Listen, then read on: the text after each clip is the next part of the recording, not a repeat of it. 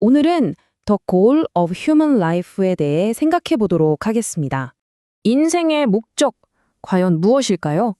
이 질문 사실 오늘날 우리만 하는 고민은 아니죠. 아주 오래전부터 인류가 계속해서 던져온 가장 근본적인 질문 중 하나입니다. 여러분은 어떠세요?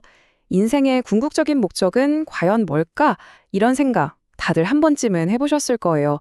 고대의 철학자들부터 바로 지금을 살아가는 우리까지 누구나 이 질문 앞에서는 잠시 멈춰서서 고민하게 되죠.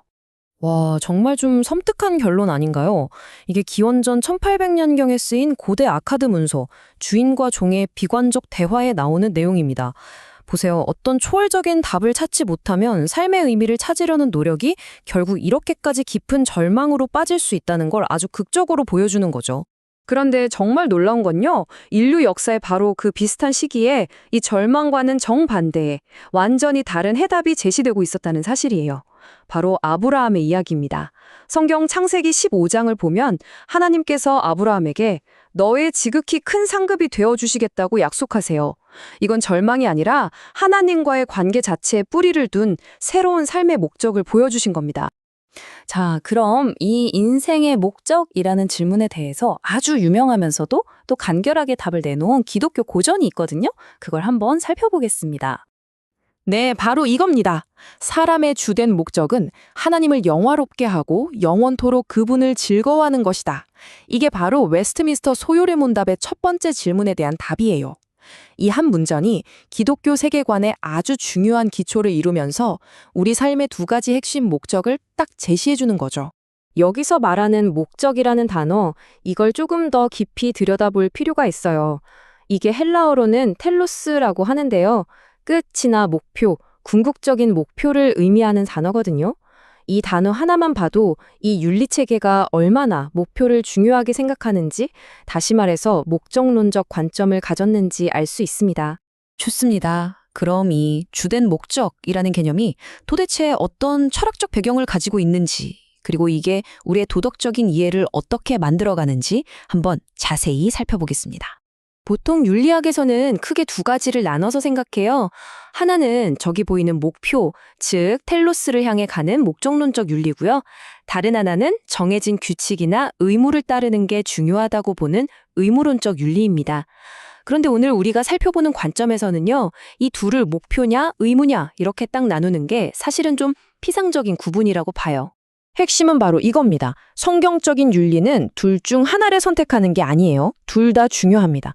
고전적인 기독교 관점에서 볼 때 의무나 규칙, 즉 율법은 그 자체가 최종 목적지가 아닙니다. 그보다는 저 멀리 있는 궁극적인 목표를 향해서 우리를 안전하게 이끌어주는 가이드라인 혹은 이정표 같은 역할을 하는 거죠. 자, 그럼 궁극적인 목표가 이렇게 중요하다면 성경이 말하는 우리 삶의 최종 목표는 과연 무엇일까요? 성경 전체를 관통하는 가장 핵심적인 목표는 바로 하나님의 영광입니다. 창조의 첫 순간부터 구원의 완성까지 성경은 한결같이 말해요. 우리 인간의 존재 목적은 바로 하나님의 영광을 드러내는 것이라고요. 예를 들어 빌립보서 1장 11절을 보면 이 개념이 아주 잘 나타나 있습니다. 우리가 예수 그리스도를 통해서 맺는 의의 열매가 결국 하나님께 영광과 찬송이 된다고 말하거든요. 우리의 삶이 궁극적인 목적과 어떻게 직접 연결되는지를 명확하게 보여주는 구절이죠. 그런데 하나님께 영광을 돌린다는 말이 솔직히 좀 추상적으로 들릴 수 있잖아요. 그래서 이게 실제로 우리 삶에서 뭘 의미하는 건지 구체적으로 세 가지로 나눠서 한번 살펴보겠습니다. 하나님의 형상으로 창조된 우리 인간이 어떻게 그분의 영광을 반사할 수 있을까? 여기에 대해서 18세기 신학자 조나단 에드워즈가 아주 흥미로운 분석을 내놨습니다. 바로 이 세 가지를 통해서라는 건데요. 첫째는 하나님의 지식을, 둘째는 그분의 거룩함을, 그리고 셋째는 그분의 행복을 반영하는 겁니다. 이게 무슨 말이냐면요.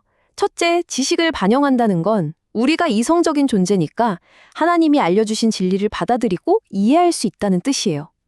둘째, 거룩함을 반영한다는 건 우리가 도덕적인 존재니까 그분의 선하심을 닮아가도록 새롭게 될 수 있다는 거고요. 마지막으로 행복을 반영한다는 건 우리가 관계적인 존재이기 때문에 하나님 자신의 기쁨에 함께 참여하고 또 그 기쁨을 표현할 수 있다는 의미입니다.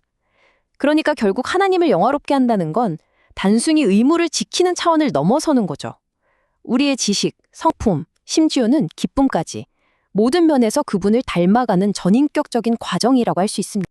자, 여기서 아주 중요한 포인트로 이어집니다. 바로 하나님의 행복을 반영한다는 이 개념인데요. 이게 사실은 우리 모두가 가지고 있는 행복을 추구하는 마음과 딱 연결이 돼요. 그래서 이 관점은 우리가 흔히 생각하는 쾌락주의를 완전히 새롭게 보게 만듭니다. 세상이 주는 즐거움이 아니라 하나님 바로 그분 안에서 참된 기쁨과 만족을 찾는 것, 그것이야말로 우리 삶의 일부이자 하나님께 영광을 돌리는 길이라는 거죠. 오늘 이야기의 마무리는 성 어거스틴의 이 유명한 고백으로 대신할까 합니다.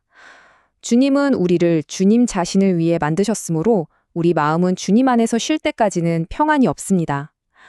결국 이 고백이 우리가 맨 처음 던졌던 질문, 그 끝없는 불안과 목적에 대한 질문으로 다시 돌아가서 인생의 궁극적인 목적이 무엇인지에 대한 가장 깊이 있는 최종적인 답을 우리에게 들려주는 것 같습니다.